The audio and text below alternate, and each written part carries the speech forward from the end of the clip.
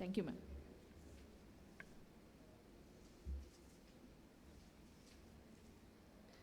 Good evening. Good evening. Thank you for this platform. Here I am with my 3 cases of juvenile double seronegative ocular myasthenia gravis, decoding diagnostic dilemmas.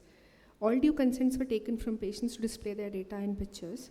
Our first patient was a 6-year-old girl with asymmetrical variable ptosis, good vision, good LPS action, positive Cogan slit with sign, positive ISPAC test, and easy fatigability. But she was orthophoric with no diplopia.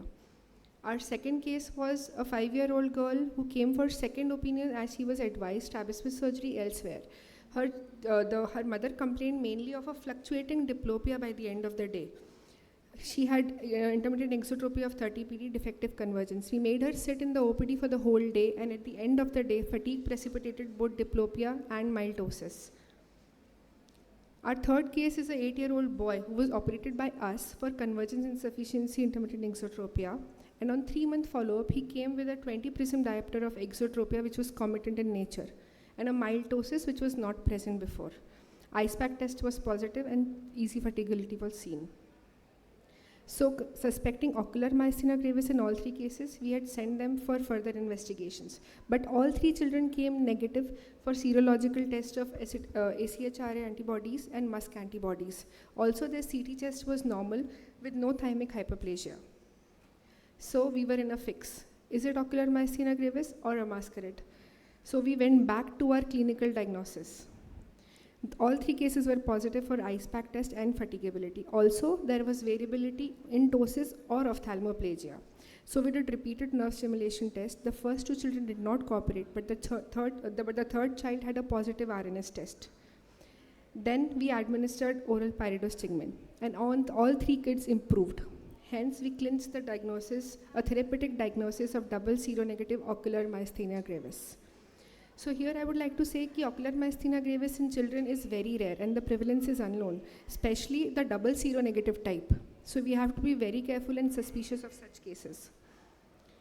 Our diagnosis is mainly clinical. Here the pyridostigmine therapeutic test is probably the mainstay of clinical diagnosis along with other signs. These kids respond well to oral pyridostigmine, although neostigmine can be given, but it requires parenteral dose. Steroids may initially help, or steroid-sparing drugs like rituximab and tacrolimus may be an option in recalcitrant variants. Thymoma is very rare in double seronegative cases, and there is no supporting evidence of thymectomy. So these cases require a long follow-up over the next at least 5 to 10 years. None of our 3 cases have turned true seropositive over the course of 1 year that we have observed. All are maintaining good vision with no amblyopia, still maintaining an oral pyridostigmine with acceptable variation due to viral illness once or twice a year with no residual ptosis or strabismus. There are possible ophthalmic outcomes which can complicate such cases, like amblyopia, strabismus, or stable ptosis. Double seronegative cases have lesser chance of turning to a generalized myasthenia gravis, but they do turn into seropositive cases over 2 years at a rate of 41%. So we have to repeat the serological tests every year. Our limitations were only 3 cases we had seen over a short course of 1 year. We did not do any genetic testing or muscle biopsy to differentiate. We could not see the triple marker, that is LRP4, and we did only conventional serological methods, not the newer cell-based methods. Lessons we learned: if there is variability, always call the child back for multiple visits, especially if you are planning a surgery. Rule out any paraneoplastic syndromes and always rely on your clinical diagnosis, especially in case of pre-pubertal children, because none of the tests may come positive in these cases, and they still may have ocular myasthenia gravis. Positive serological and electrophysiological tests only confirm the diagnosis, but their being negative do not exclude it entirely. So always suspect the unlikely in case of variability. Thank you.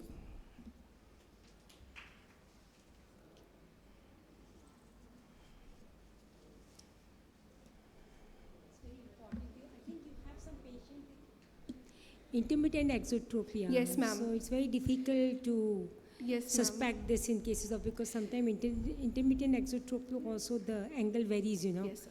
So some literatures say that a sudden convergence insufficiency in a patient of intermittent exotropia, you should always suspect a ocular myasthenia gravis, because in young children, a convergence insufficiency is very uncommon.